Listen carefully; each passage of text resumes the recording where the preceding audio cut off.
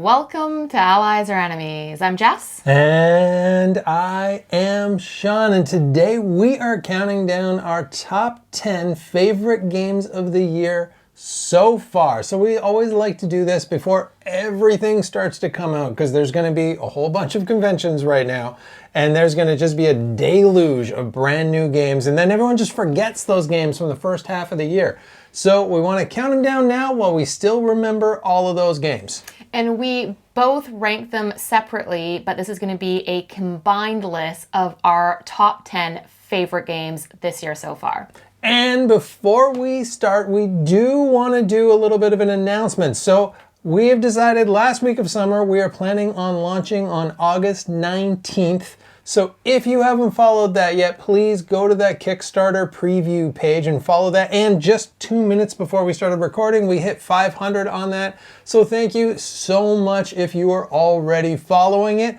But let's get to the games. First up, we've got an honorable mention, and that's Molly House. And now this is an honorable mention because we've only played a friend's copy, and we've only played a couple of times. And only once by the actual right rules. Yeah, the first time we played wildly incorrectly. And so after we played the second time, we thought it was a really creative game with interesting mechanics and a fantastic theme, but we'd want to play it a bit more before we officially included it on a list.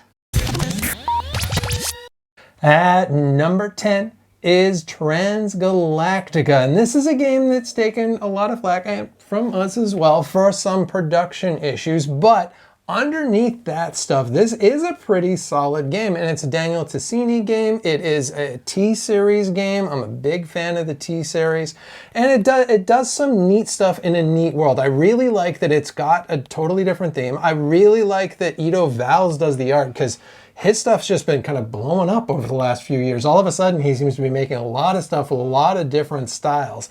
And it's got a really nice, just interconnected system of mechanics, but it's not like too heavy, and sometimes the turns can actually be really quick as well. Yeah, it is a track climbing game, but you're definitely trying to do that the most efficiently. And the most interesting part is how you do your actions, because it has this follow mechanic where anytime someone picks an action, you can choose to follow. So you really have to be careful with when you spend your workers. And this is one I've enjoyed the more we've played. Yeah, and it's not a perfect game, but it's definitely an interesting game, and it is our number 10.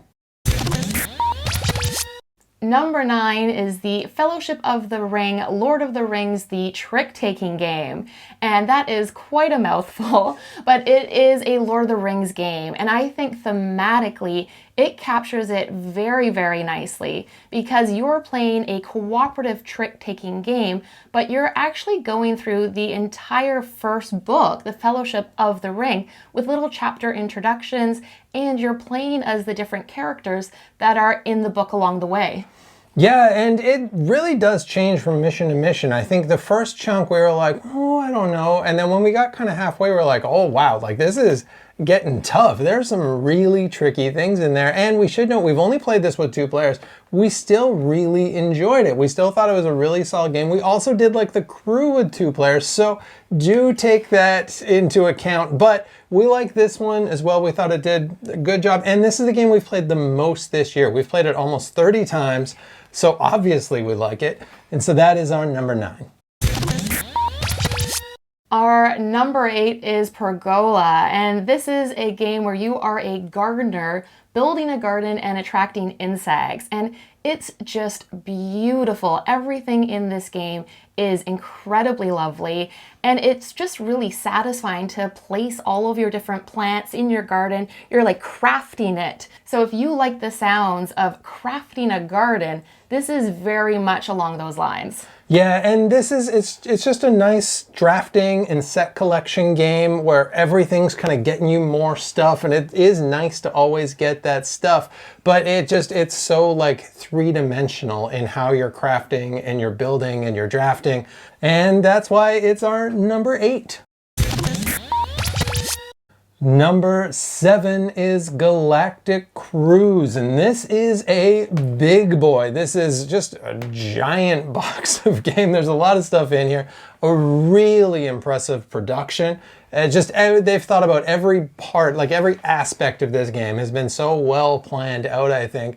And it's a really clever game. It's a clever idea of you're running a cruise line into space, and you're really a travel agent for this game. You're running like a space travel agency. You're thinking about all the economics, and boy, is there a tough like worker placement efficiency puzzle in this. This is very, very brain burning. Yeah, it is very thinky, but I like that it's a lighthearted theme because all of the different things you're doing on your cruise are fun and appealing, and the art and graphic design is incredible, and it is our number 7.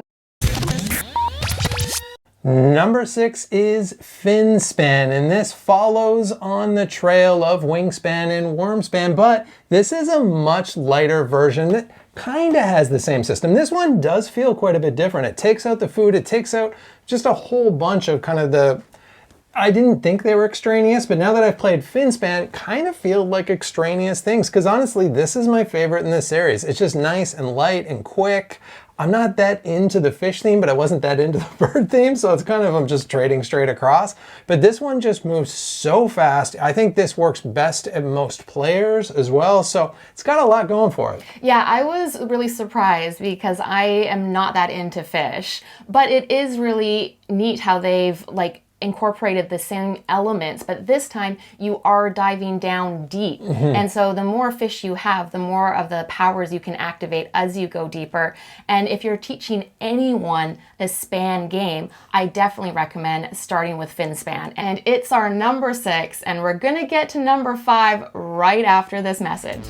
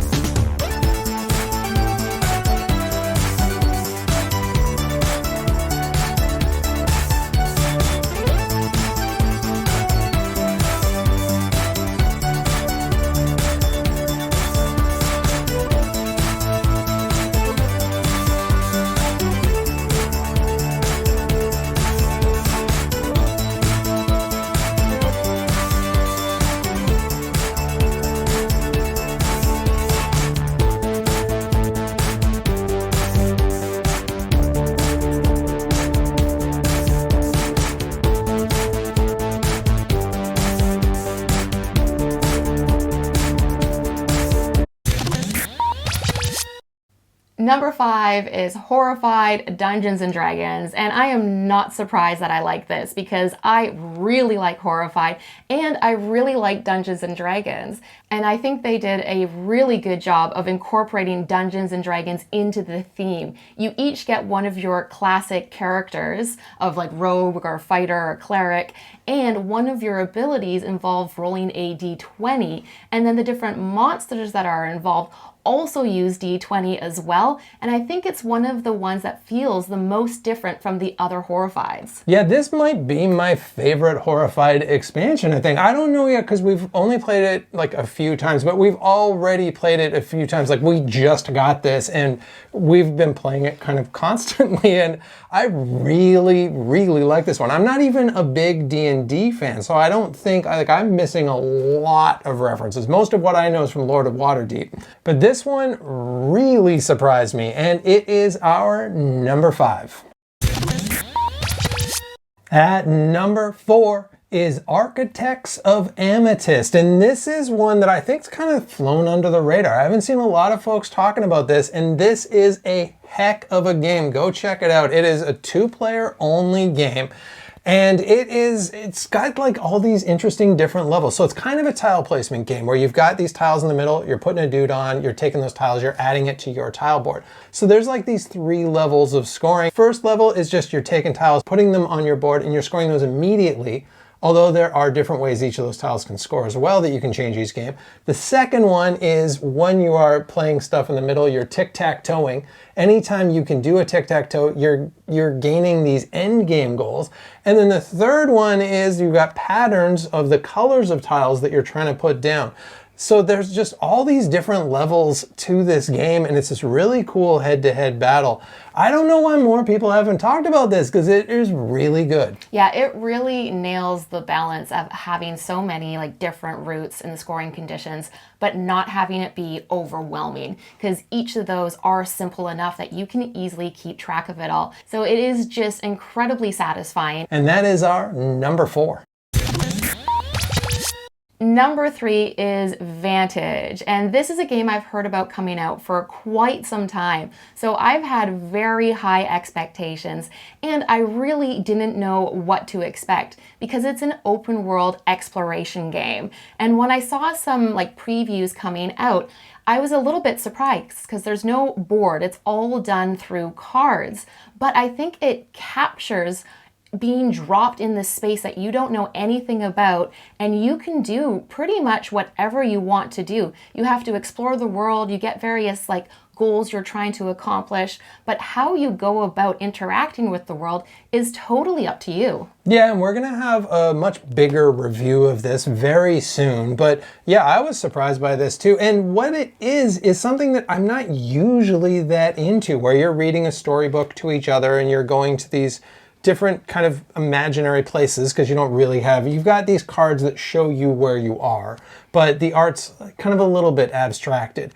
But I'm way more into it than I expected, and I think part of that is because the decisions feel like they matter, but also the story bits are just really nice and short and to the point, and they just kind of explain what you need to know, give you enough that you kind of, you feel a little bit involved, but they don't waste your time, and I really appreciate that about this. So this is the sort of game you really like, and you can get me to play it, so that's a big selling point. And it is our number 3. Number 2 is Rebirth, and this is a Reiner Knizia game. And so as you expect, the rules overhead is really, really simple. On your turn, you have a whole bunch of tokens, and you have to randomly take one and then place it on the map board, and it's a shared map board. But there is a surprising amount of depths because there's a lot that you're trying to do. You are able to score points right away for creating groups of certain type of resources. You're also trying to surround like castles, because that's an area control game where you get more points at the end for having control of the castles. And then there's also ongoing goals, and depending on what side of the board you use, because there's 2 different sides, those goals are going to be a little bit different too. Yeah, this is just a really streamlined game, and I love that you can introduce this to really anyone. You can introduce this to new players so easily because you get that one token or tile or whatever you want to call it, and then that's it. You don't have bigger choices than that. Now it's just, where do I put this down? And that's pretty simple where you're putting it, but there's just a lot more strategy. So I love that you can play this with brand new players, explain it to them in like a minute, and they can get rolling. But people who play a lot of board games also really have gotten into this one because there's a lot of like secret kind of strategy. There's just a lot to say about this game, but it is really worth checking out, and it's our number 2. And number 1 is Luthier, and I have just been so charmed by this game. First of all, the theme. I really enjoy when games have slightly different themes, and there's not a lot of games about classical music that are out there. There's a couple, but not oodles. But I also really like a game that kind of really takes its theme seriously, and it builds so much from that theme. Like, the theme is absolutely not tacked on here. It is really intrinsic to everything that you're doing, and what you're doing It's really interesting. It's just a nice kind of efficiency puzzle. It is a heavy game, but the rules uptake is not overwhelming, but it is kind of a nice step into that heavier gaming space, and it just does a lot of things nicely, and boy, does it ever look pretty. Yeah, it looks really, really nice. The art's by Vincent Dutrait, and I think what may make it a little easier to get into is everything you're doing, like you say, is tied to the theme, so that makes it a little bit easier to explain. You first have to get the resources, then you have to use those resources to make an instrument, and you're making an instrument for a person. So everything thematically does make sense.